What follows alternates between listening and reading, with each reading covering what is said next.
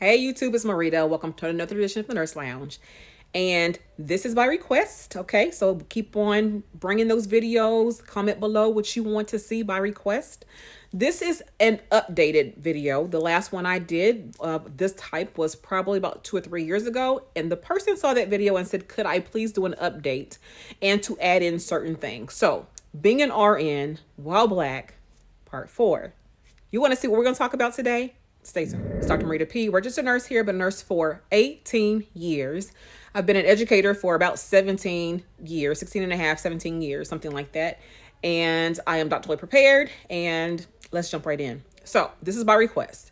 So what the person wanted to know is for me to discuss hardships that we have as minorities, like I did back, I think in 2019. I want to say is when I did that video.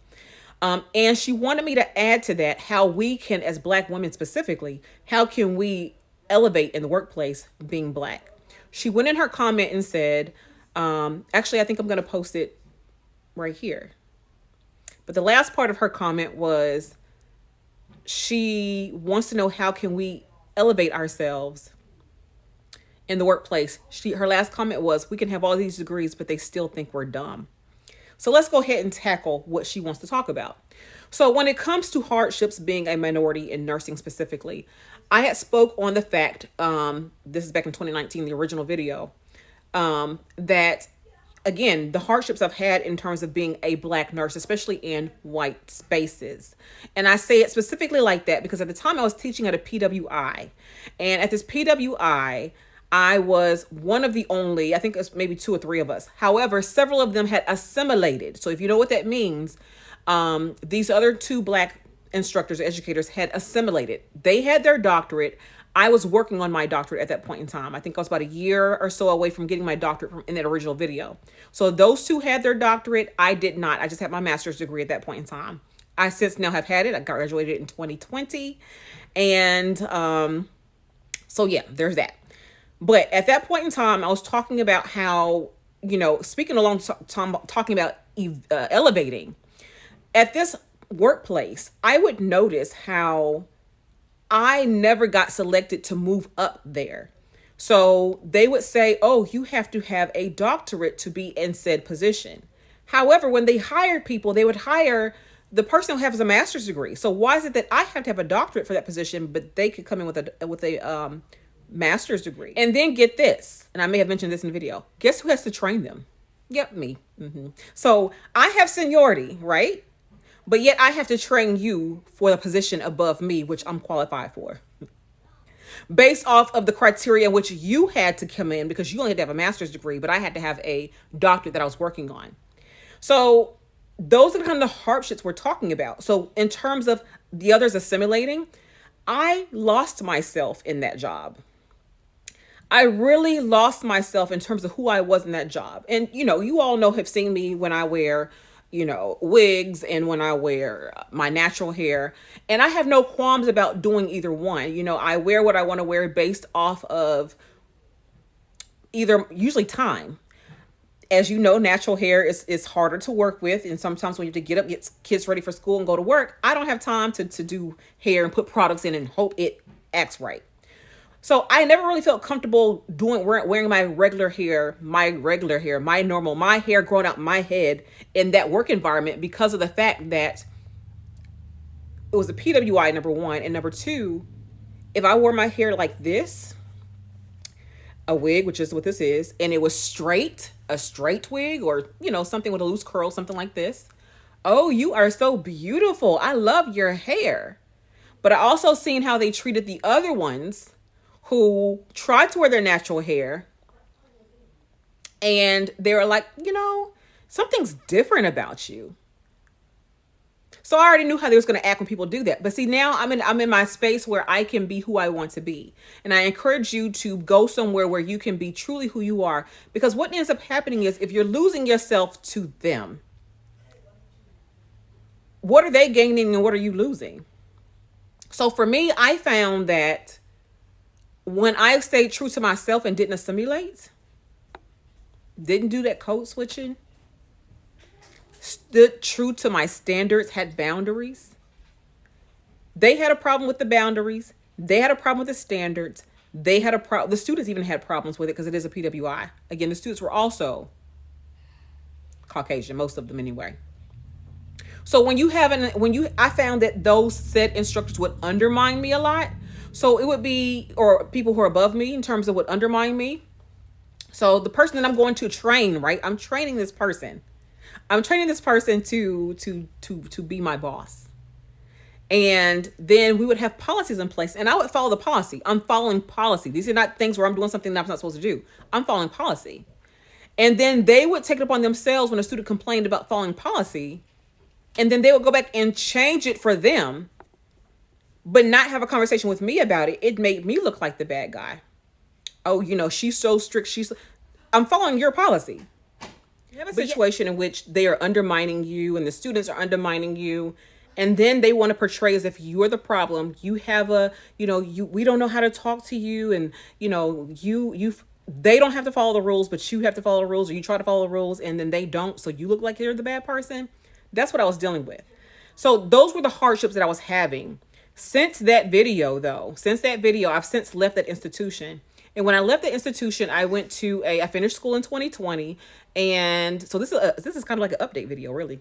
And how the tables turned was, I was getting my doctorate, which I did finish.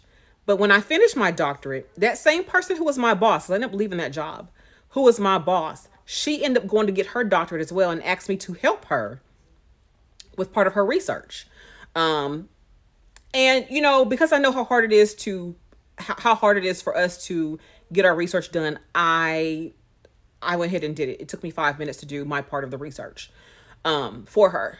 But that's not the point. The point is that they always end up needing you in the end.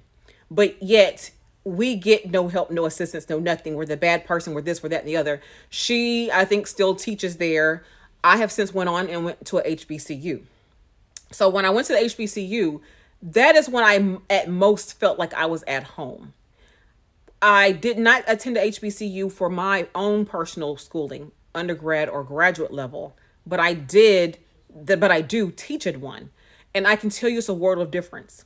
It's also a world of funding difference as well in terms of money, what the students are like, what the programs are like because of funding.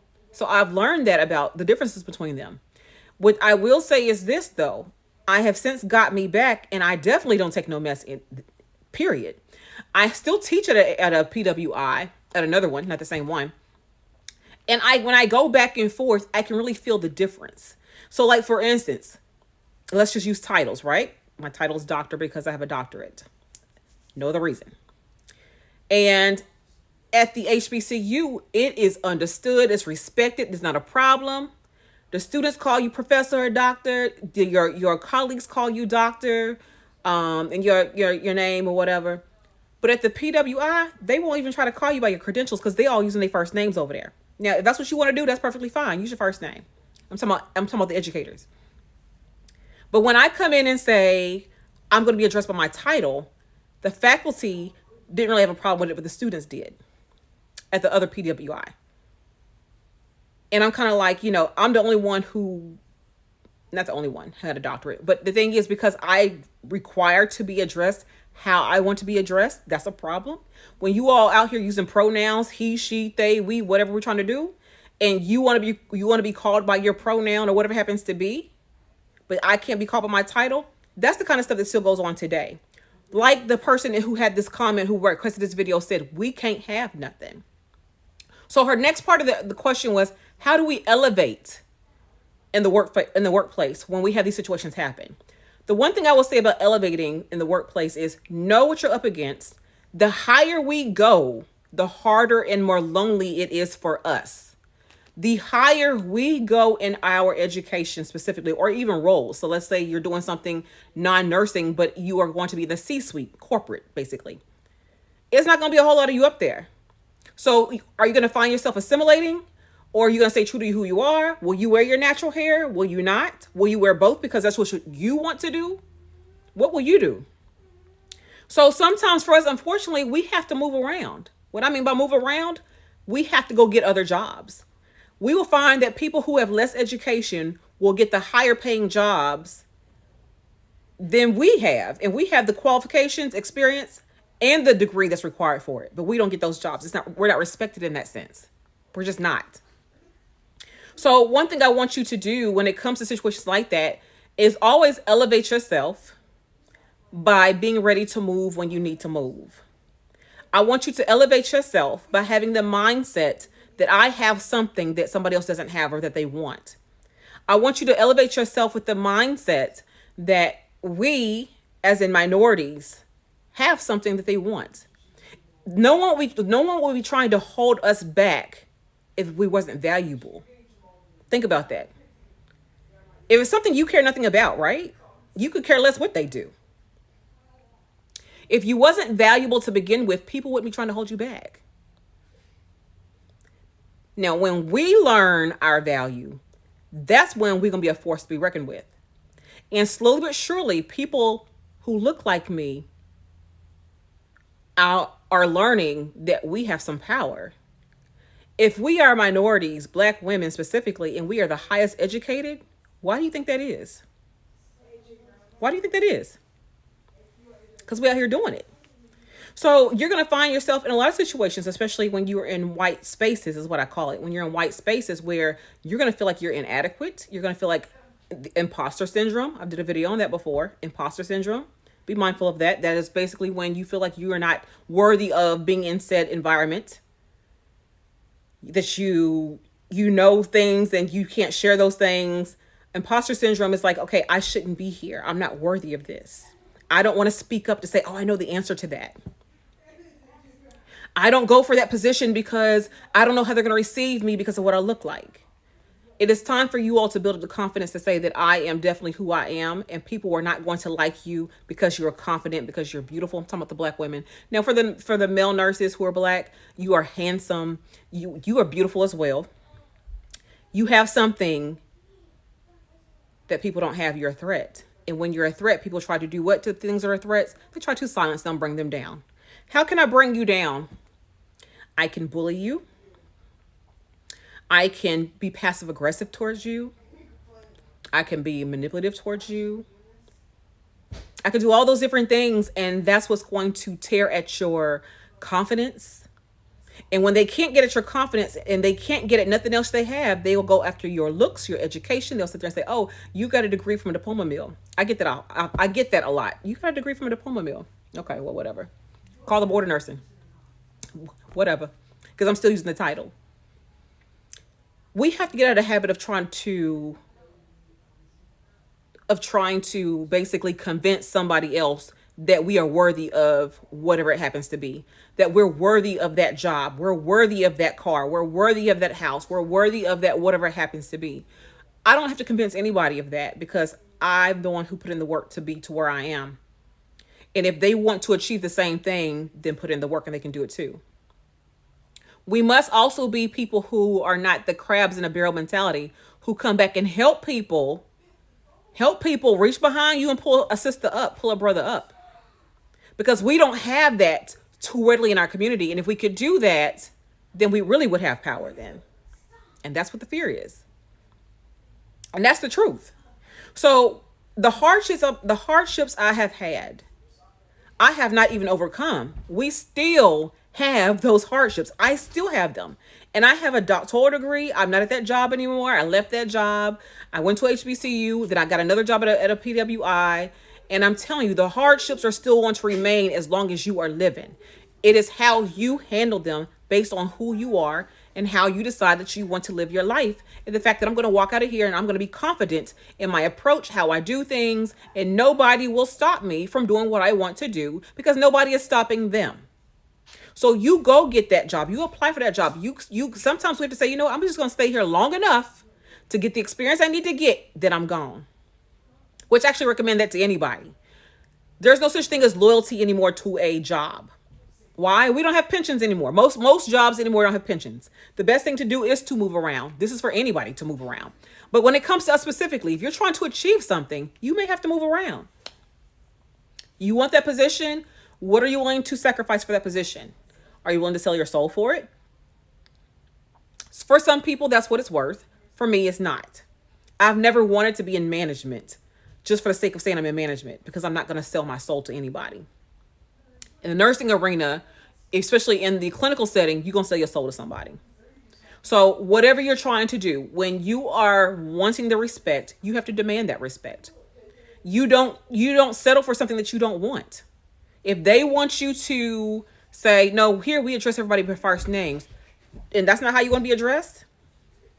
You want a title to it, Mr. or Ms., Doctor, whatever happens to be. If that's what you want it to be, that's what you have to demand. When you go to interview for jobs, I remember going to interview for this one job, and I asked specific questions too at my interview. Ladies, let's make sure we're in a position that we have options. Let's make sure we're in a position that we have options, meaning that we're not so desperate for a job that we'll take whatever they give us. So when I go to interviews, I ask very specific questions. And some of the questions I ask is, how do you all handle incivility at this job? How do you handle bullying? What is your team look like? What does your staff look like? How diverse is your staff? For me in academia, how diverse is your students? And then I ask, how diverse is your staff, your faculty? I want to know, are we having mostly black students being taught by mostly white instructors? That's not going to work. Because I want to know, how intentional are you about hiring ethnic minorities that look like your students? So for me, I'm asking intentional questions when I go on interviews. So whatever your area happens to be, ask intentional questions. If diversity matters to you, ask those questions. How diverse is your patient population? How diverse is your staff? Ask questions. The answers are telling. And then if you accept the job based off of whatever you were told, because maybe, okay, I think this is going to be a good fit, and then you see that it's not, then you have some decisions that you have to make. Always be in a position that you could leave if you had to. That's what we have to do. Always be in a position, and this is true for just nursing in general, because the way nursing is set up, it's set up to, it will tear you down. Hospitals will throw you on the bus. Set yourself up for success. So you want to make sure you have options. You want to make sure that you have options. You ask questions. Ask the appropriate questions and govern yourself accordingly. Don't sell yourself out. Will we ever overcome hardships? Probably not in my lifetime. So what we have to do, unfortunately, is learn how to handle ourselves in those said environments. How are you going to handle yourself in white spaces? When it comes to nursing school, how are you going to handle yourself if you go to a PWI? How are you going to handle yourself in those spaces? If you're an educator, how are you going to handle yourself if you're teaching at a PWI, where you're the only ethnic minority faculty there? How do you handle yourself? These are just things to think about, things to consider. Thank you all so much for watching this video. Thank you for asking the question for an updated video. Again, if you have anything that you want me to do an updated video on, or if you want me to talk about something, please comment that below in the comment section, and I'll get that video posted for you. Until the next time, you all take care. Bye-bye.